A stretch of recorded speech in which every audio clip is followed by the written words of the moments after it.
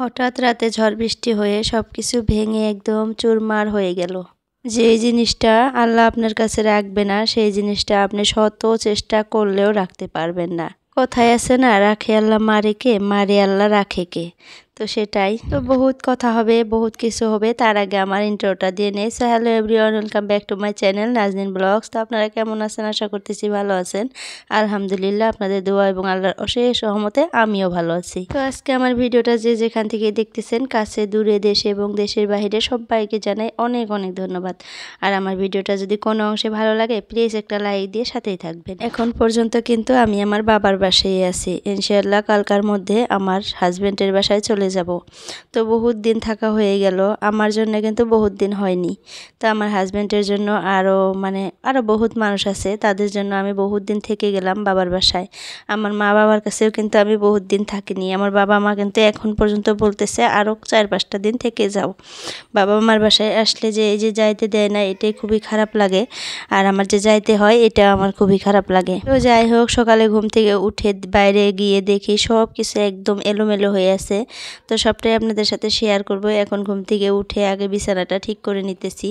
তো বিছানা গুছিয়েতেছি, আর এখানে আমার ছেলে এসে কি বলতেছে, কোথায় যাবে ঘুরতে জানি না, কি যে বলে, কি আর বলবে। এখানে ঘুরতে যাবে, সেখানে ঘুরতে যাবে, এটা খাবে, ওটা ধরবে, ওটা কিনবে, এগুলাই খালি তার সারাদিন বাহানা। তার বাহানা পূরণ করতে করতে আমিও শেষ। আমি শেষ কি হব, তার নানি শেষ। আমি তো ওর বাহানা শুনি না একদমই। কত সময় শুনি, কত সময় শুনি না। তো যাই হোক, আমার বিছানাটা গুছাইতেছি, আর এদিকে আমার ছোট্ট সোনাটা দেখেন একটু একটু হাঁটা শিখছে। তো একদমই এক জায়গায় থাকে না, সব সময় দৌড়াদৌড়ি করেই থাকে রুমের মধ্যে। হাজারবার পরে হাজারবার উঠে, তারপরেও ব্যথা পায় না নাই জানি না। আমারই খুব খারাপ লাগে তারপরে যাওয়া দেখে। একদম ধূপ ধাপ করে পড়ে যায় পাকার মধ্যে, কিন্তু সে হয়তো ব্যথা পায় না, আল্লাহ তাকে হেফাজত করে রাখে হয়তো। সে একদমই কান্না করে না। কোথাও যদি কোনো জায়গায় একটু লাগে তাহলে কিন্তু সেই কান্না করে, কিন্তু যদি পড়ে গিয়ে কোথাও দুঃখ পায় তাহলে কিন্তু কান্না করে না, জানি না কেন কান্না করে না। তো যাই হোক, বিছানাটা গুছিয়ে নিলাম। আজকে হয়তো লাস্ট বিছানা গুছাইলাম আমি বাবার বাসায়। তো আজকে আমার হাজব্যান্ড আসতে চাইছিল, আমি একটা প্রবলেমের মধ্যে আছি আর কি, তার জন্য আসতে না করে দিলাম। কালকে আসার জন্য বললাম। আমার মা একটু ব্যথা পাইছে মাথার মধ্যে, কেমন করে যে হয়ে গেল কি বুঝতেই পারলাম না। তো 3টা সেলাই করে নিয়ে আসছি। তো এখন একটু আলহামদুলিল্লাহ সুস্থ হয়েছে।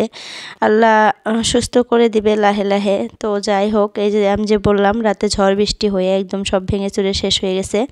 আল্লাহর রহমতে আমার বাবার বাসায় কিন্তু কিচ্ছুই ভাঙে নাই, আল্লাহ সব কিছু হেফাজত করে রাখছে। তো আমাদের বাড়ির পিছনে আমাদের খালাদের কিন্তু গোডাউন আছে, দোকানের গোডাউন। তো সেখানে আইসা দেখি একদম একটা গোডাউন একদম ভেঙে চুরমার করে উড়িয়ে নিয়ে মানুষের ধান খেতে রেখে দিছিল। উপরের চালের টিন কিছুই নাই, একদম সব খুলে পড়ে গেছে। আর এই যে তলে দেখেন কতগুলা মাল পানি ছিল, সবগুলাই কিন্তু পানি দিয়ে ভিজে নষ্ট হয়ে গেছে। কিছু কিছু মাল আছে এগুলা বলে নষ্ট, পানি পেলে নষ্ট হয়ে যায়। তো যাই হোক, জানি না কতটুকু ঠিক আছে নাকি, এগুলার বিষয়ে আমারও তো আর কি জ্ঞান নাই। তো তারপরেও বললাম, আর এগুলো আপনাদের সাথে একটু একটু করে শেয়ার করলাম। দেখছেন কি অবস্থা হয়ে গেছে।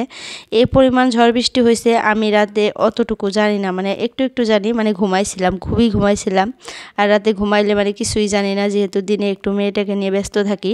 আর বাবার বাসায় আসছি যেহেতু একটু আরামে আছি, তারপরেও রাতে ঘুমাইলে না কেমন জানি আমি একদম এমন ঘুমাই, কিছুই বলতে পারি না। তো রাতে যে ঝড় বৃষ্টি হয়েছে, আমার ছেলে কিন্তু একটু একটু কান্না করছিল ভয়ে। খিড়কি দিয়ে যে একটু একটু লাইটের প্রহর বাইরে থেকে এই যে ঝিলিক দেয় যে না, সেটা আসে। তো সে কান্না করতেছে আর বলতেছে, মা নানিকে ডাকো তো, আমি না ভয় পেতেছি। তো তারপর ওর নানিকে ফোন করলাম। তো ওর নানি ওই রুমে থেকে উঠে এসে আমাদের সাথেই ঘুমাইছিল। তো ওইটুকুই পর্যন্ত আমি জানি, তারপরে আর কিছুই জানি না। তো সকালে উঠে দেখি এই অবস্থা, বাহিরে একদম ভেঙে চুরে শেষ।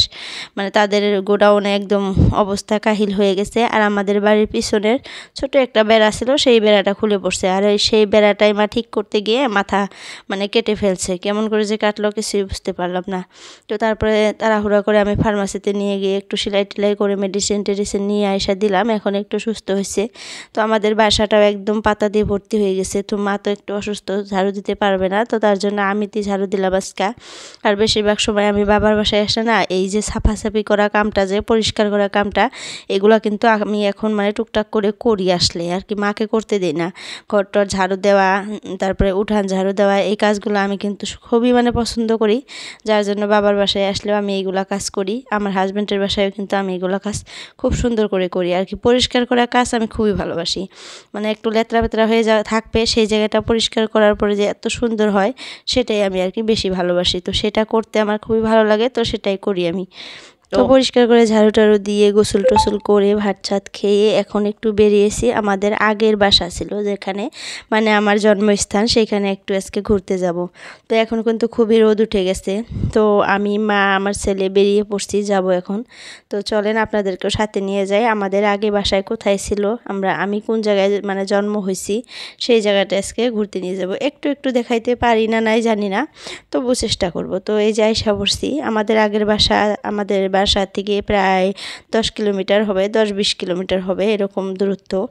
তো বহুত দিন থেকে আসা হয় না, এখানে আসতে চাই। বাবার বাসায় আসলে আমি একটু ঘুরতে আসতে চাই, যেহেতু জন্মস্থান খুবই মনে পড়ে, তো আসা হয় না। আগে কিন্তু এই জায়গাটায় ট্রেন লাইন ছিল না। আমরা যখন বাড়ি করছিলাম, বাড়ি ছিল আমাদের, তখন কিন্তু ট্রেন লাইন ছিল না। এই যে হঠাৎ করে ট্রেন লাইন হয়ে গেছে, আর আমি উপরে একটু উঠতে চাইছিলাম, তার আগে দেখি ট্রেন এসে পড়ছে। তো ভয়ে আর উঠি নাই, ভাবলাম যে আর উঠবই না, ট্রেন যদি আবার আসে তো ভয় খেয়ে গেছি, আর উঠবো না ভাবতেছি। আর এই ট্রেন লাইনটা দিয়ে এখন মানে মাল টানা যে ট্রেনগুলো আছে এগুলাই যায়, মানুষ টানা ট্রেন এখনও মানে যায়নি। তো যাই হোক, তারপরে বাড়িতে এসে পড়ছি, অতটুকু ভিডিও করতে পারি নাই। সেখানেও একটা অ্যাক্সিডেন্ট হয়ে গেছিলো, অন্য একটা ভিডিওতে হয়তো শেয়ার করতে পারি যদি করব। তো অ্যাক্সিডেন্টটার মানে বিষয়ে আপনাদের সাথে শেয়ার করব। তো তার জন্য ভিডিও করতে পারি নাই। খুবই মানে খারাপ অবস্থা সেইখানকারও, মানে এমন একটা অ্যাক্সিডেন্ট হয়ে গেছে, কি আর বলবো, যায় মানে খুবই খারাপ লাগছে।